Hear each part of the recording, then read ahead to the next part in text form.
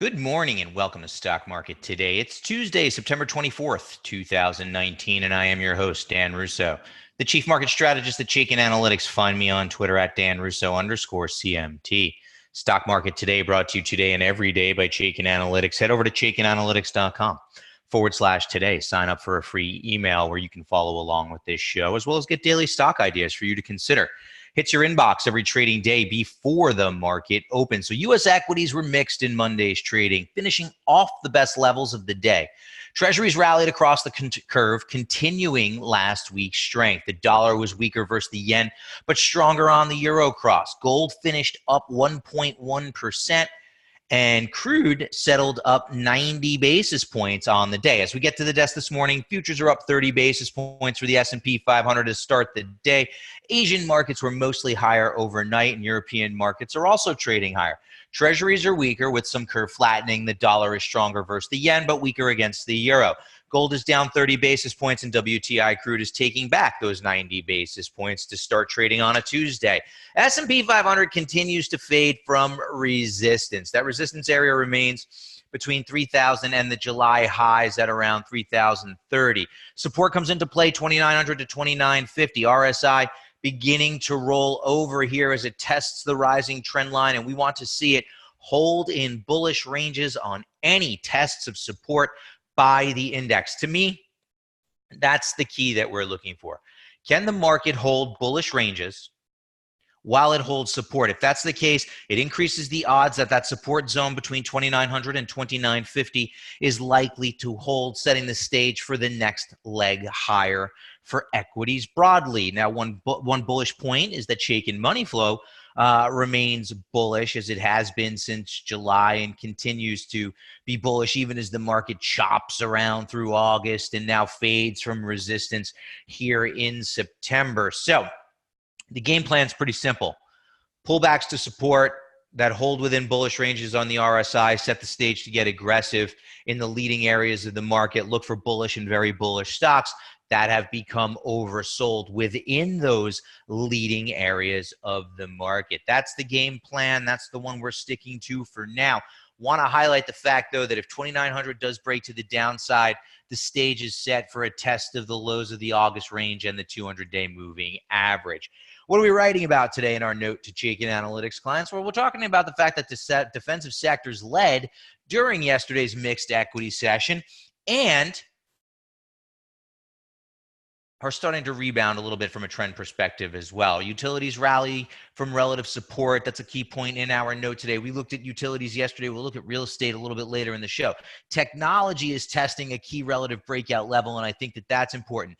Dividend stocks appear poised to outperform further. We'll take a look at a fund there and a name that I like in particular. Futures do point to a higher open, as we said, trading about 30 basis points to the good here to start the day this morning. Now, our major indices from a power bar perspective, I did see a little bit of deterioration yesterday. Dow remains bearish, 3 bulls to 4 bears after adding 60 basis points. S&P 500 relatively flat yesterday, 119 bulls, 82 bears. NASDAQ up 4 basis points, 18 bulls, 19 bears. So really a mixed gauge here. Small caps underperformed, down 6 basis points on the day, 642 to 300, the bulls to bears. Bonds were relatively flat. According to the Chaikin Power Bar, small cap stocks and large cap stocks are bullish, but the major markets across the board are mixed. Let's look at our stock of the day now. Qorvo, ticker symbol QRVO, closed at 77.36, up 1.82% yesterday. Some nice outperformance on the day yesterday. Qorvo has a very bullish rating at Chaikin Analytics due to very attractive financial metrics, very strong earnings performance, and positive expert activity. Stock does have some weak price volume activity as it chops around here. Really hasn't gone anywhere in a year. But let's look at the chart. Very bullish stock, strong trend, strong industry group, type of name we want to consider owning. Let's look at the market and model. Are they in agreement? Yes, they are. That very bullish rating being met with outperformance relative to the SPY. So market and model are in gear, but the stock is not oversold. It's rounding out of an overbought condition. We want bullish and very bullish stocks in leading parts of the market that are outperforming the market when they're oversold. And in particular, we'd love to see them have bullish money flow. And money flow for Qorvo has been choppy of late. Now, the stock is trading up here near the top end of this trading range that's marked trading for the past year, with lows in the $55 to $60 area and highs up here around the $80 mark. So trading closer to resistance than support, above a rising long-term trend line. Stock is not oversold. I think we want to add Corvo to a bullish watch list. Keep an eye on it. Should we start to see an improvement in money flow that coincides with an oversold reading? That would be the ideal setup, especially if the stock holds above this near-term support level at $75. Keep an eye on Corvo.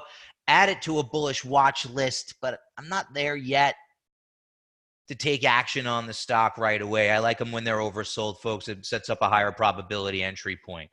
Let's look at our sector tracker now. The movement of the major sectors over the last 5 days, and quite the reverse, right? When we were having these conversations last week, these defensive sectors were towards the bottom of the list as we were starting to see some rotation, maybe some profit taking out of the leading areas of the market and into the lagging parts of the market. But that has now reversed over the past 5 trading days. We could see a very defensive feel at the top of the list. Utilities, real estate, healthcare, and staples are all traditionally defensive sectors of the market. Utilities and REITs also backing up to the latest move lower in Treasury yields, right? The 10-year after that sharp spike over the previous couple of weeks has now started to move lower again. That's lent a bid to the bond proxies in the equity markets, in particular utilities and real estate. We're going to take a look at a dividend fund a little bit later in the show. Middle of the road, tech, discretionary, and financials. And to the extent that rates continue to move lower, we would expect financials to continue to see a headwind on a relative basis. Comms, industrials, and energy at the bottom of the list. Interesting to note that after the sharp spike in oil and a valiant attempt on the part of energy to reverse its relative trend, it has now resumed its trend of underperformance, continues to be the weakest area of the market from a power bar perspective, as well as you'll see when you read my note today. Now, our industry in focus is innovative tech services. It's a hodgepodge of innovative technology names, and it's been an underperformer over the past 6 months. It's underperformed the S&P 500 by 6.5%. The power bar ratio hints at further weakness to come. Remember, the power bar ratio measures future potential, and it's weak here. 35 bearish or very bearish stocks, only 18 bullish or very bullish stocks, has moved up 1 slot over the past week to get to number 17 of 21 subsectors that we track, but certainly towards the bottom of the list. Some of the indicative stocks there, CarGurus has a very bearish rating, LendingTree, TREE has a very bearish rating, and ticker symbol IQ, it's an ADR, also with a very bearish rating at Chaikin Analytics. These are names you want to avoid. These are names you want to potentially look for bearish opportunities via the options market if you do trade to that side of the book when the opportunity presents itself. And let's take a look here. Here's XITK, the ETF that tracks this group, right? It has a neutral Chaikin Power Gauge ETF rating, and the trend is weak as the fund trades below the long-term trend line. And notice that it's still in the consolidation that began in August, right? S&P 500 is up and out of the consolidation, now testing its highs. This group, the same cannot be said, right? At the same time, you can see here, begins to underperform in August. So when the market was weak, this group underperformed, rating turned neutral. Fund is oversold with some bullish money flow. So maybe potential there, but right now too early to say, right? This is certainly would not constitute a leading area of the market. Remember last week in our note, we talked about software, right? This chart looks very similar to the software ETF, not breaking out of the range, not testing the highs. Certainly some rotation in leadership in and around the technology space, right? Some profit taking in software. Money's gravitating, it has gravitated towards the semiconductors over the past couple of weeks to a month. Just something to be aware of, right? Always take the analysis under the surface and see what's really going on. The index level and sometimes the sector level just don't give you enough information. Let's take a look at what's trending now. Yesterday's S&P 500 movers and shakers, our gainers and losers. Ulta up 3 3/4% as retail names caught a lift. Some positive comments from an analyst on AAP after spending some time with management, sent that stock higher by 3.55%. CenturyLink, 3.2% to the good. We're going to take a look at that one later in the show. It's actually my highlighted stock in my note today. FLR, some strategic review results, stock higher by 2.75%. And Equinix is a name that we've liked a lot for a while, up 2.7%, does still have a very bullish Chaikin power gauge rating. Loser side of the board, what the market gives, it takes away. INSEE moves from the top of the leaderboard to the top of the loser board. No real news there. Maybe just be some profit taking after a strong move. Stock down 4.4% yesterday. Take Two, some soft numbers on one of their games, down 3.7%. Abiomed, patent ruling in Germany sends that stock lower by 3.5%. CAG, no real news there. Stock down a little over 3% on the day. And some headlines around opioids sends McKesson lower by 2.6%, as well as weighing on other groups leveraged to that theme. So let's take a look at the charts now. Let's dive right in. This is a chart I'm watching closely. This is tech relative to the SPY, right? So tech sector relative to the S&P 500. And you can see that tech has been an outperformer over the course of the past 2 years. Nice uptrend above the 200-day moving average. So the trend's still very much intact, and this is a consolidation. But we're now testing this key breakout level, right, while momentum starts to wane a bit. Look at the RSI, a series of lower highs in the RSI for this ratio. Now, it's holding middle of the range, so very much confirming the consolidation. But should momentum continue to weaken, it increases the odds that this support level will give way. Now, technology is the largest area of the S&P 500. It's over 20% of the index. So we really want to see technology doing well to remain bullish on the equity market. So this is a chart that we have been and will continue to watch closely. Now, the absolute trend paints a similar picture here. Consolidation within the context of the uptrend that's been in place since late 2018, early 2019. We'll see if this uptrend holds and the stock and the fund can start to gain some footing. We really do want to see tech begin to outperform. But at the same time, there is that rotation under the surface within technology that we've been talking about. So really going to have to start to be selective with exposures within the technology space. Defensive sectors are starting to reassert leadership. Right, we looked at utilities yesterday, talked about how the absolute trend looked good, and the group was starting to rebound from relative support. Let's take a look at real estate now, right? Another bond play, or a bond proxy play rather, within the equity market. XLRE relative to the S&P 500. Pullback test support and sets the stage for the bounce that we are now seeing, especially if yields move lower.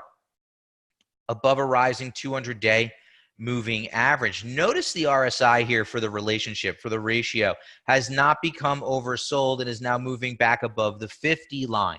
To the extent that yields continue to move lower, we would expect real estate to continue to outperform, building off this test and hold of support, building off of this rising 200-day moving average, and we would expect to see momentum move in the right direction. Now, on an absolute basis, XLRE in a nice steady uptrend, slight consolidation within the context of that trend, especially when yields backed up, and now beginning to move higher once again as yields have come in.